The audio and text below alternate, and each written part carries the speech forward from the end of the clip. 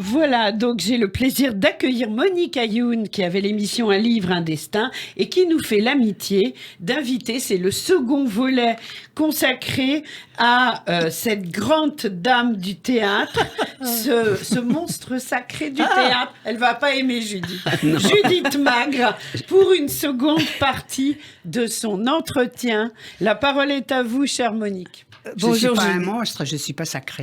Non, vous êtes sacré pour nous. On vous aime beaucoup, on adore votre talent. Moi aussi, je vous aime beaucoup. Bonjour Judith Magre. Oui. Depuis que vous avez 17 ans, vous n'avez pas arrêté de jouer, de tourner. Plus de 300 rôles, 3 Molières. Et vous êtes toujours sur le pont. Alors actuellement, les théâtres sont fermés. Vous attendez impatiemment, comme nous tous, leur réouverture. Ouais. Trouvez-vous justifié qu'on arrête de vivre par peur de mourir et qu'on ferme les cinéma, théâtre et musées? Est-ce que vous pensez Écoutez, de ça? je ne suis pas médecin, je ne suis pas politicien. Je trouve que c'est terrible pour tout le monde, mais c'est pas moi qui vais prendre des décisions, c'est pas moi qui vais Bien me sûr. dire si c'est Mais bien, si on vous demandait c'est pas votre bien. avis, qu'est-ce que vous diriez de rouvrir les théâtres tout de suite? Mon avis, ce serait pas mon avis, ce serait mon désir. Oui. Mais mon avis, c'est pas moi qui dois décider de choses comme ça. Bien sûr. Alors, quand j'écoute, moi maintenant, j'écoute plus les actualités. Je trouve que Vaut mieux pas. ça répète toujours la même chose. Un jour ça dit ci, l'autre jour ça dit ça. On ne sait jamais à quoi s'en tenir. Mais oui. Donc, qu'ils se débrouillent entre médecins et politiciens, moi, je ne demande qu'une chose, c'est que les théâtres rouvrent, bien sûr. Vous êtes prête à jouer tout de suite quand ça va ouvrir? Ce serait... Oui, parce que, comme je devais jouer cette pièce, que je l'ai quand même Oui. apprise, j'ai un peu oublié. Quel est le nom de cette pièce, on peut Le savoir? nom de cette pièce, Oui. Une vie allemande, Ah, de Christopher Hampton, et où je joue une nazie. non! Non, c'est pas vrai. Ah, vous aimez les rôles antipathiques, vous? Non, je Souvent, vais vous avez dire, joué je des vais rôles vous dire. antipathiques. Je vais vous dire. C'est une femme qui est... Non, je ne vais pas vous raconter la pièce. Si on la joue pas, on peut en parler un peu. Bien sûr qu'on va la jouer. Ah, vous allez la jouer? Non, parce Non, mais que j'avais attendez, compris. je vais la Oui. jouer, Mais je oui, vais la jouer elle est quand en les théâtres attente. rouvriront. D'accord. Non, mais je D'accord. veux dire, c'est une femme qui est passée à travers tout ce qu'elle a fait. Elle a travaillé avec des Juifs, elle a travaillé avec Goebbels, et je crois que pour elle, elle ne s'est vraiment pas rendue compte de ce qui se passait. Ce qui est arrivé aussi à beaucoup d'Allemands. Oui. Oui. Alors, mais justement, et à la fin, elle dit, est-ce qu'on peut m'en vouloir?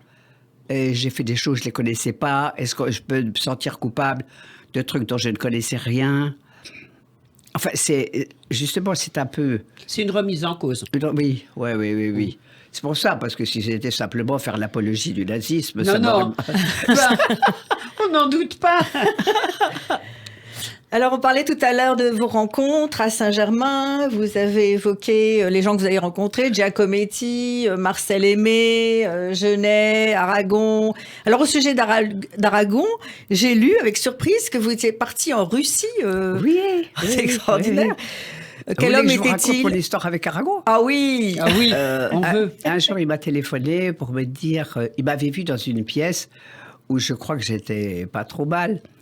Et une pièce de Jean Vauthier, qui est un écrivain extraordinaire, que vous ne connaissez peut-être pas, mais moi je vous dis qu'il est extraordinaire. Et alors, il me téléphone un jour, est-ce que je peux venir vous proposer une pièce d'un ami, Yanis Rissos? Est-ce que vous voulez? Je vais venir chez vous. Non, je viens chez vous. Oh là là, je m'évanouis de bonheur. Alors, il vient chez moi. On reste tout l'après-midi ensemble. Il m'apporte cette pièce de Yanis Rissos que je suis allée jouer en Russie. Et nous avons passé ensemble avec un autre comédien 1 mois et demi entre Moscou et Saint-Pétersbourg, qui compte parmi les moments les plus formidables de ma vie. Quel rêve. Hein? Quel rêve. Oui. Vous avez eu des photos avec lui? Vous avez des photos? Vous avez moi, des je ne me souvenirs? fais pas prendre en photo, je m'en fous. Jamais. Non. Non. Juste l'instant présent. Il y a eu probablement des photos pendant cette tournée, probablement. Et des photos, parce que moi, j'ai rencontré tellement de gens. Il y a Plessiskaya, tous les gens du Bolchoï. Moi, j'ai fait vraiment plein de trucs. Avec Aragon. C'était un homme gentil, Aragon? C'était une merveille, une merveille. On passait des nuits, on a beaucoup picolé. Ah oui. Ah oui. La nuit, il me lisait des poèmes, il m'inventait des poèmes. Ah. C'est quelqu'un que j'ai adoré. Mais alors vraiment adoré. Extraordinaire. C'est comme ça. Il avait quel âge à l'époque quand vous l'avez rencontré? C'était déjà un homme il mûr? était déjà... Ah. Moi, je ne sais pas l'âge des gens, je ne sais pas les dates, je ne sais rien. Vous me demandez des choses trop difficiles. Non, mais je veux dire, c'était un homme beaucoup plus âgé que vous, qui aurait pu être votre père. Plus âgé que moi. Oui, plus âgé c'est ça, que moi. c'est ce que je voulais savoir. Oui, s'il y avait plus une âgé grosse que moi. différence. Oui. Alors, Judith Mack, vous avez été mariée quelques années, 8 ans, je crois, avec Claude Lanzmann. Ne faites pas de cette tête, c'est pas un scoop. Hein. Alors, Claude Lanzmann, que vous a-t-il apporté artistiquement parlant, par exemple? Vous savez, Claude, moi, je l'ai connu quand j'avais 18 ans. Ah oui. Nous avons été ensemble pendant 1 an ou 2. Je l'ai quitté lâchement. Il avait dit qu'il me récupérerait. Il m'a récupéré. J'en étais très contente. Ah. Et puis, on s'est séparés en très bons termes. D'ailleurs, je porte toujours son nom parce que j'ai oublié de m'occuper des papiers. Et nous sommes toujours restés très, très, très amis. Et je suis ma meilleure amie et sa femme, Dominique. Ah oui. Donc, sûr. D'ailleurs, elle vient boire ce soir chez moi. Ah bon? Vous la saluerez de notre part. Je la saluerai. Il vous a envoyé le livre de Pentagonie? Évidemment. Oui. Ah oui, non, mais on avait de très, très bons rapports avec Claude. Même après votre séparation. Ah, mais ça, on n'a jamais cessé d'être amis et de se voir. Jamais. Non. Alors, dans votre bio, vous allez hurler, hein, mais dans votre bio, j'ai lu que Simone de Beauvoir avait été jalouse de vous quand vous avez rencontré Claude Lanzmann. Est-ce que c'est vrai? Elle ne me l'a pas dit. Mais qui a écrit votre biographie? Non, mais est-ce qu'il a quitté Simone de Beauvoir pour vous? Pas du tout, mais pas du tout. Et non, avec Simone de Beauvoir, ça a été un grand amour, et de part et d'autre. Mais ils n'étaient plus ensemble quand on s'est rencontrés. Ah, d'accord. Vraiment, les gens racontent n'importe quoi. Vous avez vu, c'est dans votre bio, j'y peux rien. Là. J'y peux rien. Alors, Judith, vous avez souvent travaillé avec le compositeur de talent Jean-Pierre Stora. Et je sais que vous préparez un spectacle autour de Rimbaud et Verlaine avec les musiques de Jean-Pierre Stora. Alors, si vous voulez bien, on n'a pas la musique de Jean-Pierre ici, mais si vous voulez bien nous lire le poème, peut-être. C'est-à-dire que vous m'avez passé un poème qui ne fait pas partie des poèmes que nous devons lire. Vous pouvez en lire un autre si vous en avez un par cœur. Écoutez, vous m'avez assez... J'adore cette interview. Bon, alors... moi, je ne sais pas très bien déchiffrer parce que je connais bien Rimbaud et ça, c'est un des poèmes que je ne connais pas. Alors, tant pis, je vais bafouiller, ça fait rien. C'est une exclusivité pour nous sur Radio J. Merci Judith. Voilà l'exclusivité. Sensation. Par les soirs bleus d'été, j'irai dans les sentiers, picoté par les blés, fouler l'herbe menue.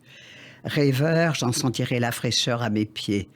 Je laisserai le vent baigner ma tête nue.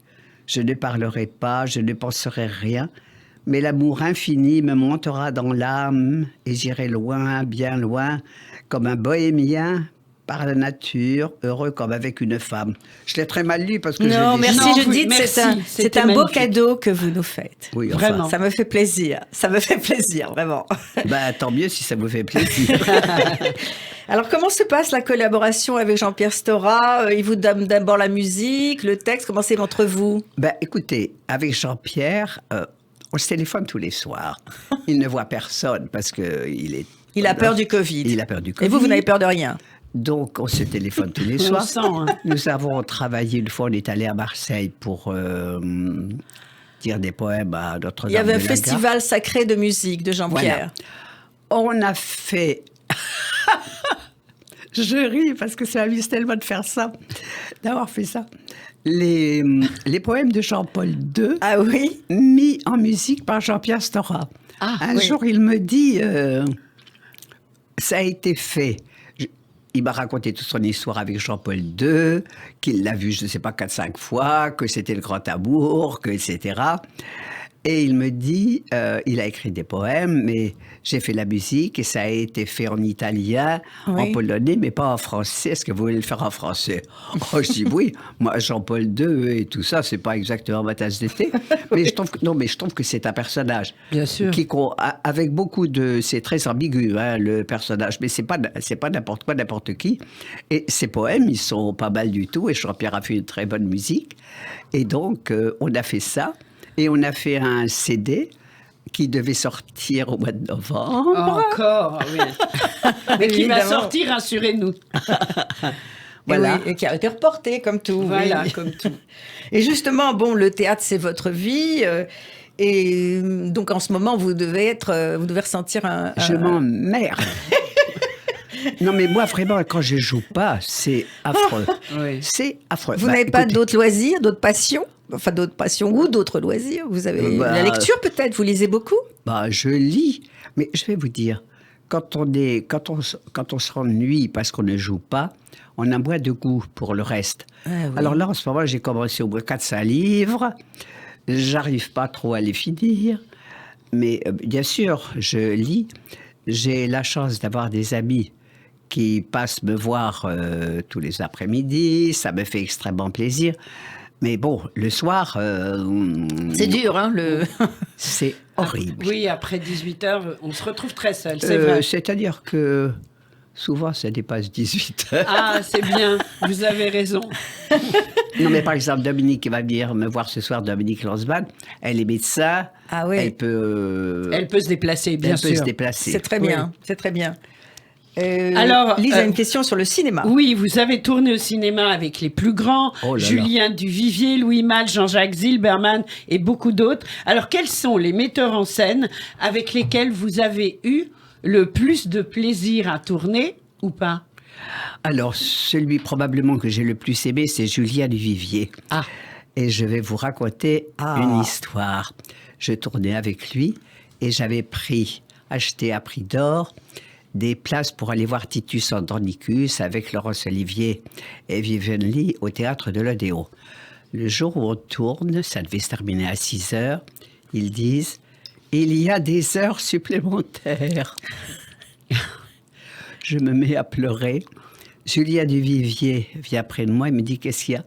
Je dis « Je voulais aller voir Titus Andronicus, je ne pourrais pas. » Il me dit « Oh, ma pauvre chérie. » Le lendemain, il me dit « Qu'est-ce que vous faites ce soir ?» Je dis « Rien. » Il avait dépêché un de ses assistants pour faire, parce qu'il n'y avait pas une place, c'était bourré, pour faire même tous les bars, pas les bars, vous savez, dans les hôtels, ils gardent toujours.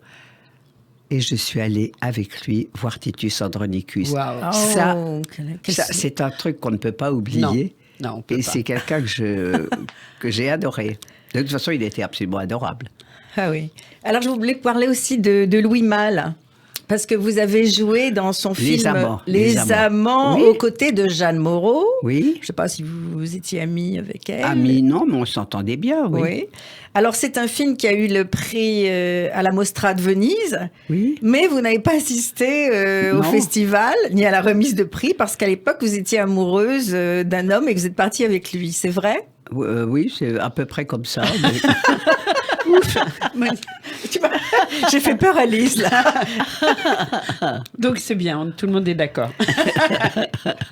Donc vous êtes quelqu'un de passionné, d'impulsif. C'est toujours pour vous l'amour avant tout, ou parfois votre carrière passée avant? C'est-à-dire que moi, si je ne peux pas avoir l'un sans l'autre. Si je joue pas... moi, il faut qu'il y ait les deux. Il faut qu'il y ait les deux, et c'est comme ça que ça me plaît. L'amour et le théâtre, la passion et le théâtre. En même temps. En même temps. En même temps. Pas choisir entre les deux. Oui. Non, quand il y a une chose qui marchait pas, le reste me plaisait moins. D'accord. Donc, ce festival, au Festival de Venise, vous vous souvenez de cette période? Pas du tout. Pas du tout. Non. Oublié. C'est-à-dire que moi, je suis allé beaucoup à Venise, avec des amis, là, on était là pour le boulot. Enfin, Oui, non, c'était passé pas très quelque bien, chose. c'était très bien. Mais Alors revenons au théâtre. Oui. Judith Mac, Oui. puisque vous êtes femme de théâtre d'abord. Et vous avez joué Euripide, Bertolt Brecht, Paul Claudel, Jean-Paul Sartre, pardon. Ouais. Et je rappelle aussi que vous avez travaillé plusieurs années avec la compagnie Renaud Barrault, oui. avec laquelle vous avez joué des classiques comme Tchekhov et Giraudoux. Alors la compagnie Renaud Barrault, quelques mots sur cette époque? Oh moi, je les ai adorés. La période que j'ai vécue à l'Odéon est une des périodes les plus merveilleuses de ma vie. Mais ce que j'ai vécu aussi, si vous voulez, il y a eu l'Odéon, il y a eu après Chaillot avec Villard et George Wilson et le Festival d'Avignon, et aussi La Colline avec Lavelli. Ça, c'était le bonheur pur. Eh bien, on vous souhaite encore beaucoup de bonheur comme J'ai cela. une petite dernière question très C'est rapide. terminé. Pourquoi êtes-vous si jeune? Judith Mac, votre secret. Pourquoi êtes-vous si jeune? Mais vous rigolez? allez mettre des lunettes. Merci Judith Moi, Mac. j'en ai des lunettes. Merci et j'ai à vu. vous. Merci à vous. Merci. Merci Monica Merci, Youn bravo. et merci Judith Magre. Bah, ça m'a bravo fait plaisir. pour votre enthousiasme. Merci. À très vite quand vous le souhaitez. Rafraîchissante. Quand vous voulez sur Radio J. Merci. Ah ça, alors quand vous voulez, je viens. Hein.